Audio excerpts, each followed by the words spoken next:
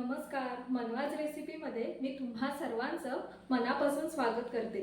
आज आपण खास कोकणी आणि ब्राह्मणी पद्धतीची चवीला खूप छान लागणारी आणि झटपट बनणारी अशी उकडगऱ्याची भाजी कशी करायची ते बघणार आहोत। चला तर मग आपण रेसिपीला सुरुवात करूया।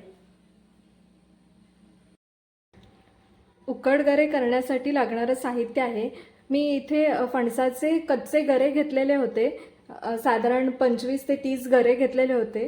ते चांगले त्याचे तुकडे करून ते स्वच्छ पाण्याने एकदा धुवून घेतलेले आहेत। नंतर ह्या आठेळ्या आहेत, या थोड्या चेचून ह्याची सगळी सालं काढून घेतलेली आहे आणि ह्याला थोडाफार चीक असतो म्हणून हे मी पाण्यात घालून ठेवलेलं आहे।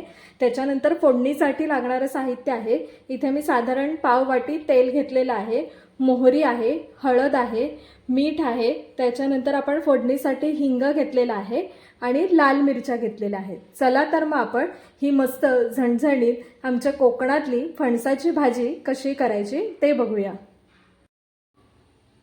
आता मी इथे भाजी बनवण्यासाठी सर्वप्रथम इथे आपण ज्या आठळ्या घेतलेल्या आहेत त्या आपण एका कुकरमध्ये पहिल्या वेगळ्या शिजवून घ्यायच्या आहेत।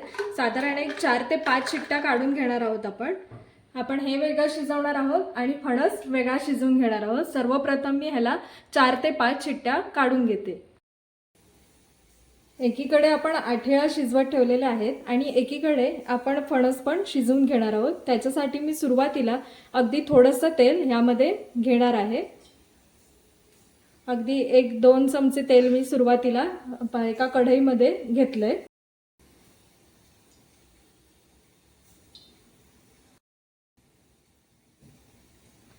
त्यानंतर तेल हलकसं तापल्यानंतर हे जे आपण गरे फणसाचे चिरून घेतले ते सगळे मी ह्याच्यामध्ये घालून घेणार आहे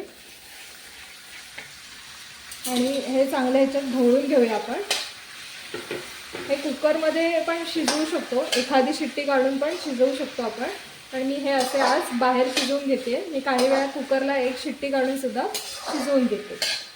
हे चांगले तेलामध्ये परतून घेऊया थोडे।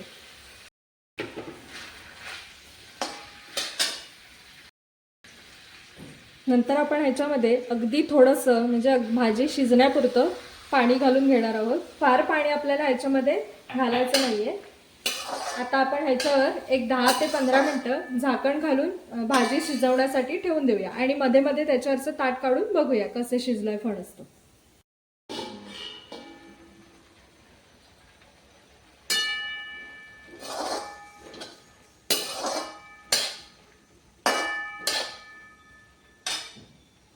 एक 5 मिनिटांनी ह्याच्यावरचं एक झाकण उघडून बघूया कितपत आपला फणस शिजत आलाय ते। हे बघा, थोडाफार रंग त्याचा बदलायला सुरुवात झाली आहे, तुम्ही बघू शकता। पुन्हा एकदा आपण चांगला हा एकजीव करून घेऊया। ही भाजी करायला सुद्धा खूप सोपी आहे आणि चवीला सुद्धा खूप छान लागते। ही अशा पद्धतीने भाजी आम्ही आमच्याकडे बनवतो। तुम्ही कोणत्या पद्धतीने बनवता ते मला कमेंटमध्ये सांगायला विसरू नका।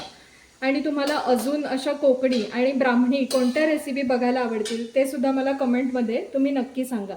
परत आपण थोडा वेळ ह्याच्यावर झाकण ठेवून फणस थोडा अजून शिजवून घेणार आहोत। आता आपण परत एकदा झाकण काढून बघूया कितपत शिजले ते। बऱ्यापैकी आपला फणस इथे शिजत आलेला आहे। मी आता त्याच्यामध्ये थोडंसं चवीनुसार मीठ घालून घेणार आहे। मीठ घातल्यावर तो पटकन शिजायला मदत होईल। इथे आपण मीठ घालून घेतलेलं आहे। तुम्ही बघू शकता फणसाचा रंग इथे आपला बदललेला आहे। मी इथे कमीत कमी पाण्याचा वापर केलाय, जास्ती पाणी याच्यात घालायचं नाही, नाहीतर तो असा एकदम गरगट्ट शिजतो।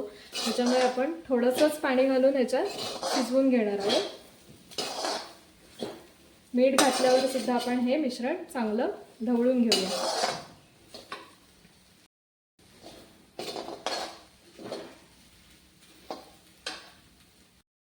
त्यानंतर मी इथे अगदी थोडासा गूळ घेतलेला आहे, तो सुद्धा आपण भाजी थोडी शिजवून झाल्यानंतरच ह्याच्यात घालून घेणार आहोत। गुळामुळे एक छान चव येते। तुम्ही तुमच्या आवडीनुसार गूळ घालू शकता। आम्ही आमच्या ब्राह्मणी पद्धतीने ह्याच्यामध्ये गूळ घालतो, कारण आम्हाला असं प्रत्येक भाजी किंवा भाजीपेक्षा उसळीमध्ये गूळ लागतो, त्याच्यामुळे खूप छान चव येते त्याला। गूळ घालून पुन्हा एकदा हे चांगलं एकजीव करूया। तुम्हाला जर गूळ आवडत नसेल तर तुम्ही गूळ नाही घातला तरी सुद्धा चालेल। आणि फणस थोडासा असा पिकायला लागला असेल तर त्याच्यामध्ये ह्याच्यापेक्षा सुद्धा थोडा कमी गूळ घातला तरी पण चालू शकतो।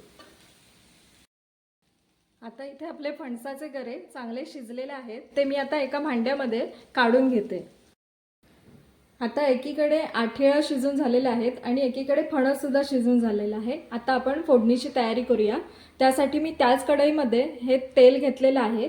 हे तेल चांगलं तापल्यानंतर आपण ह्याच्यामध्ये ज्या लाल मिरच्या घेतलेल्या आहेत त्या तळून घेऊया।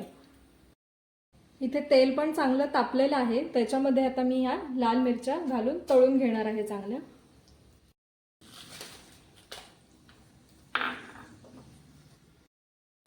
साधारण मी इथे 4 ते 5 लाल मिरच्या घेतलेल्या आहेत। तुम्हाला कितपत तिखट हवा आहे त्याच्यानुसार तुम्ही लाल मिरच्यांचं प्रमाण कमी जास्ती करू शकता। आता या मिरच्या आपण सगळ्या तळून काढूया।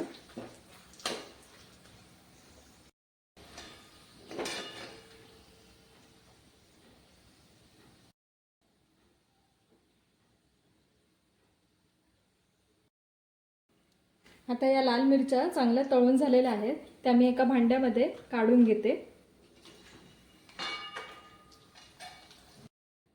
आता मी इथे फोडणीसाठी तेच तेल परत तापत ठेवलेलं आहे। ते तेल चांगलं तापलं की आपण त्याच्यामध्ये मोहरी घालून घेऊया। तेल चांगलं तापलेलं आहे, आता मी त्यामध्ये मोहरी घालून घेते। मोहरी चांगली तडतडून घेऊया।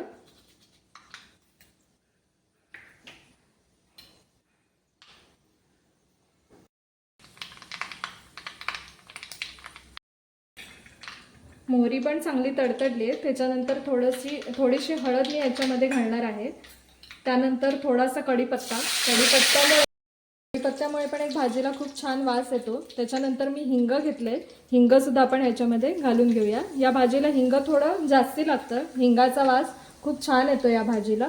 हिंग घालून झालेला आहे। त्यानंतर आपण या ज्या आठिया शिजवून घेतलेल्या आहेत त्या सुद्धा आता आपण यामध्ये घालून घेऊया। त्यानंतर हा शिजवून घेतलेला जो फणस आहे तो सुद्धा आपण ह्याच्यामध्ये थोडा थोडा करून काढून घेऊया। आणि हे सगळं मिश्रण ह्या तेलामध्ये फोडणीमध्ये एकजीव करून घेऊया। खूप छान लागते ही भाजी। अशा पद्धतीने तुम्ही सुद्धा एकदा भाजी नक्की ट्राय करून बघा आणि मला कमेंटमध्ये नक्की सांगा की भाजी कशी झाली होती ती।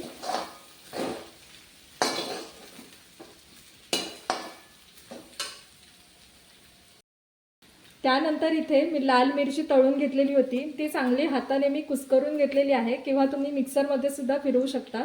मी आता ही थोडी थोडी करून ह्याच्यामध्ये घालून घेणार आहे। आपल्याला कितपत तिखट हवं आहे त्याच्यानुसार आपण ह्याच्यात घालून घेऊया। पुन्हा आता हे मिश्रण मिरची घातल्यानंतर एकदा ढवळून घेऊया।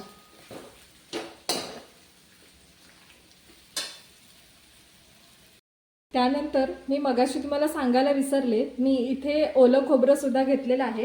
त्यानंतर ह्याच्यामध्ये ओल्या खोबऱ्याचा चव सगळा टाकून घेणार आहोत।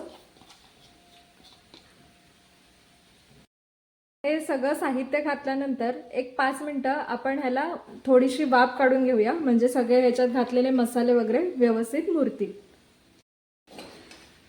अशा प्रकारे आपली इथे फणसाची भाजी बनवून तयार आहे। आता आपण ही एका बाउलमध्ये सर्व करूया। ही तुम्ही पोळीबरोबर सुद्धा खाऊ शकता किंवा ही भाजी नुसती खायला सुद्धा खूप छान लागते। तुम्ही सुद्धा ही भाजी एकदा नक्की ट्राय करून बघा। हे बघा, तुम्ही बघू शकता अशा प्रकारे इथे आपली फणसाची म्हणजेच उकड गऱ्यांची भाजी बनवून तयार झालेली आहे। तुम्ही सुद्धा एकदा ही रेसिपी नक्की करून बघा आणि तुम्हाला अजून कोणत्या नवीन कोकणी आणि ब्राह्मणी रेसिपी शिकायला आवडतील हे मला कमेंटमध्ये नक्की सांगा। आणि माझ्या चॅनलला अजून सबस्क्राईब केलं नसेल तर नक्की सबस्क्राईब करा। थँक्यू।